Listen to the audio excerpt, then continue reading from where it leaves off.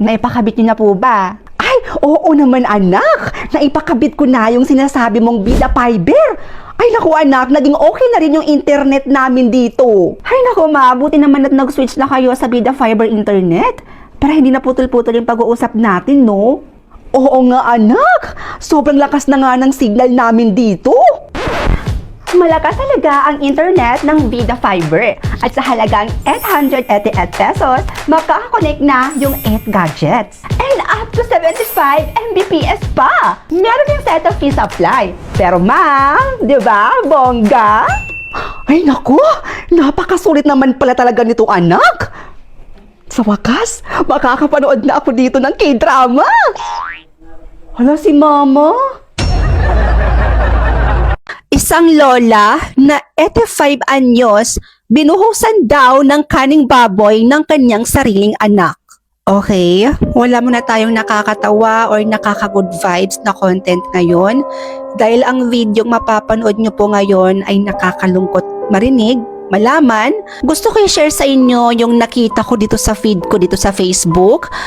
Gagawan ko lang siya ng video. I-share ko kumbaga sa inyo. So ayun nga, may nakita akong post dito sa Facebook na isang lola daw na 85 anyos, binuhusan daw ng kaning baboy ng kanyang sariling anak.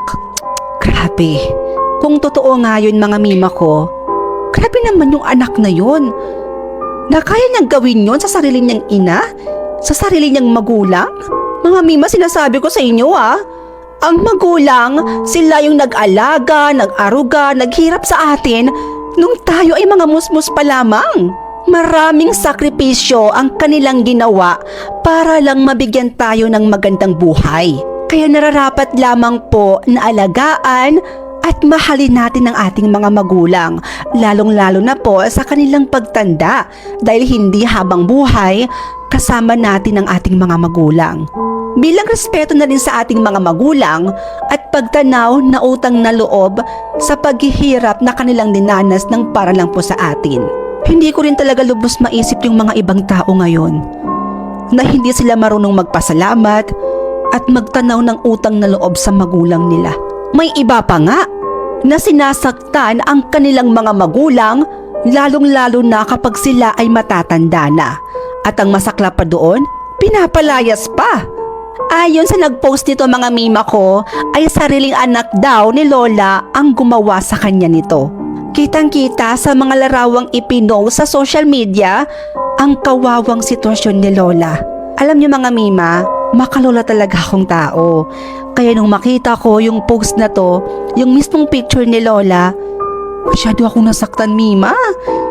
Sobrang sakit talagang makita to para sa akin. Kung makikita niyo mga mima, basang-basa yung damit ni Lola at punong-puno pa ito ng kaning baboy. Kaya namang bakas ang kanyang lungkot sa kanyang mga mata. Ayon sa nabasa ko, ginawa daw ito ng anak ni Lola dahil sa hindi daw ito nagbigay umano ng pera si Lola sa kanyang anak. Kilala daw na mainitin at basagulero yung anak ni Lola, kaya walang tumulong sa kay Lola dahil natatakot daw sila na madamay pa. Pinost lang ng isang netizens yung picture ni Lola para daw makahingi ng tulong online. Kayo mga mima, ano ang inyong maiko-comment sa ginawa ng anak ni Lola sa kanya? Condolence po tita. Kaibigan po ako ng anak nyo. Nagdala na rin po ako ng pera pang abuloy. Naku iha, bakit ka nakapula? Bawal magpula kapag pupunta ka ng patay. Ay, hindi ako aware na naniniwala pala kayo sa mga pamahiin. Nakakaloka naman kayo tita, hindi totoo yung mga pamahiin na yan. Nagpapaniwala naman kayo sa mga ganyan. Siya tita, dito muna ako ha. Titignan ko muna yung kaibigan ko.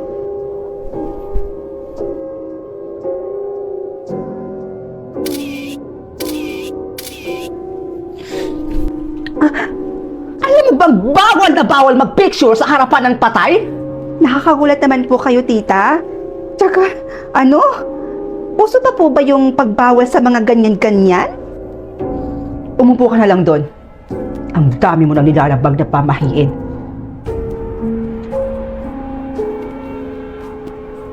Nakakaloka yung nanay mo, Bessie. Masyadong nagpapaniwala sa mga pamahiin na yan. Eh, hindi naman yan totoo eh. Nakakaloka siya. Ay nako, mas mabuting manood na lang ako ng zombie board dito sa Loklok. Mas nakakatakot pa to kaysa dyan sa sinasabi ng nanay mong pamahiin. Wow.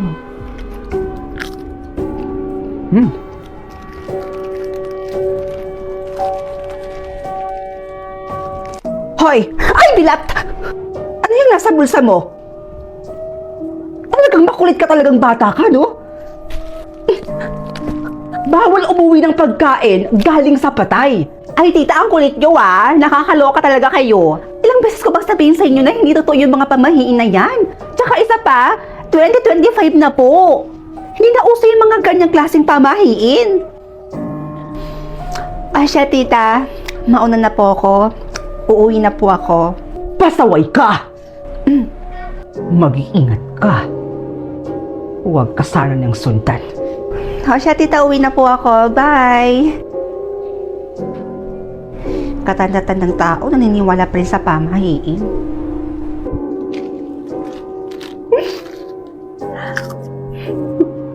Sarap!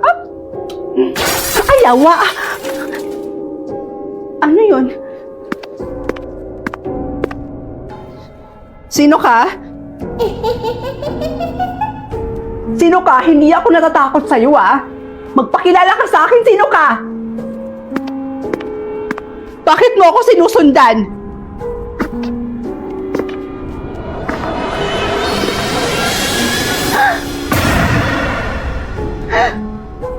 Halika, ihahatid na kita.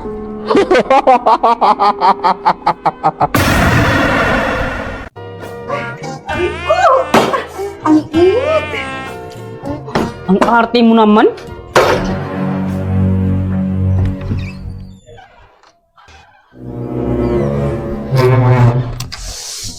Ang init!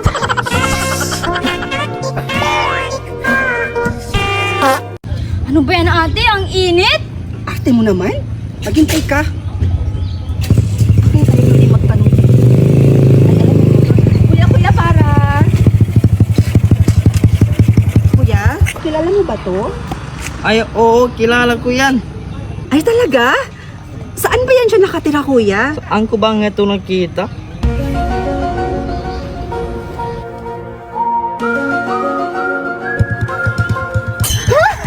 Saan na yun? Hala, yung cellphone ko! Ala, ate! Ikaw ang naging mong cellphone! Hi, babe. Ano ba? Oh, babe. Bakit na naman?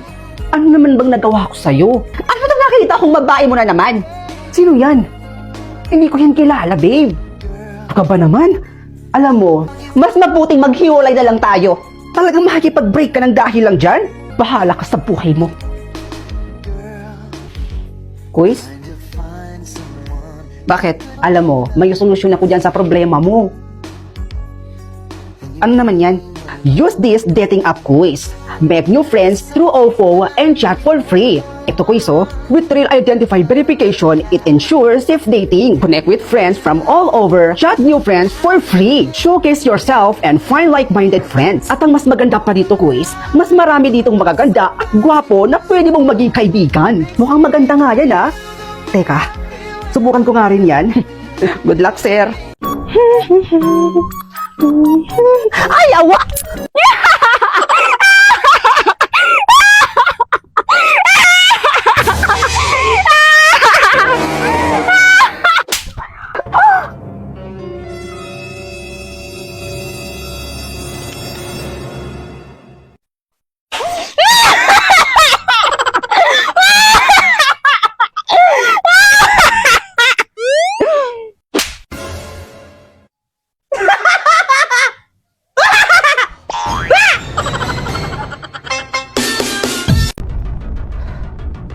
Sana kulay puti yung mapunta sa akin.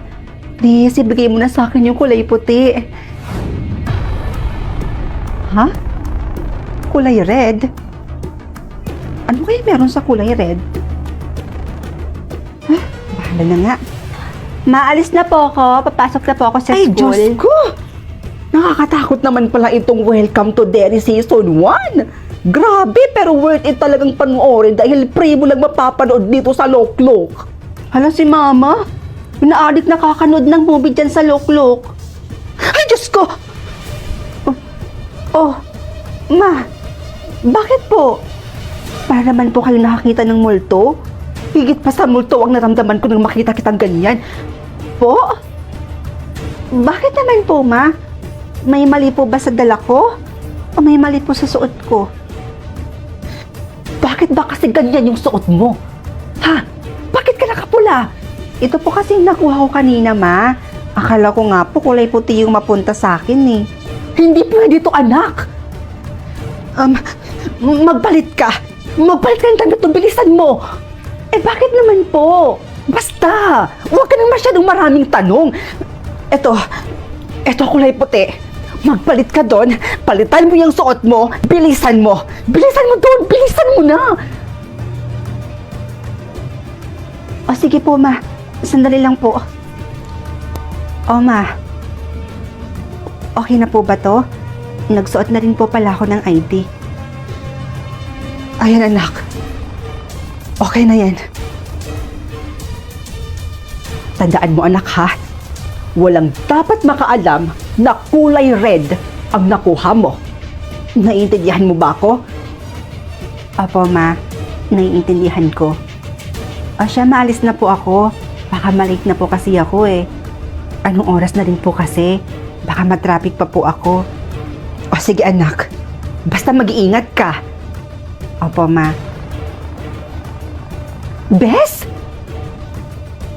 Hala, kulay puti rin pala yung nakuha mo? Ikaw din? Parehas pala tayo. Kaya nga eh. Buti na lang talaga at kulay puti din yung napunta sa'yo. Ha? Nandyan yung mga grupo ng kulay pula? Ha? Bes, wag kang titingin sa likod mo, ha? Nandyan kasi yung mga grupo ng kulay pula. Halika na. Umalis na tayo dito. Bes, bakit pala? Ano pala meron sa kulay pula? Mamaya ka na magtanong, pwede? Tara na, umalis na tayo. Bilisan mo na. O siya, sige, tara. Halika na. Hindi ko talaga maintindihan. Bakit tila lahat ng tao takot na takot sa kulay pula? Ano ba talagang meron sa kulay pula na yan? Ano ang kwento sa likod ng kulay pula? Okay, class. Titingnan ko lahat ng kulay ninyo ngayong araw. Dapat, lahat kayo naaangkop sa kulay. Titiyakin kong walang makakapagsinungaling sa akin. Dahil alam ko kung sino yung mga nagsisinungaling at kung sino yung mga nagpapanggap lang. Bes? Oh, saan ka pupunta? Mag-CR lang ako saglit, Bes. Saglit lang ako, babalik din ako kaagad. Mag-CR? Sure ka? Pero bakit lahat ng gamit mo dala mo? Kasi, Bes, hindi kasi talaga ako nakakaalis hanggat hindi ko dala-dala yung mga gamit ko, lalong-lalo na tong bag ko. Ganun ba? Kaya, sige na, Bes, ha? Ihing-ihi na kasi ako eh. Kailangan ko rin talaga umalis dito sa lalong madaling panahon. Sige na, alis na ako. Hindi ka makakatakas sa akin! Sir?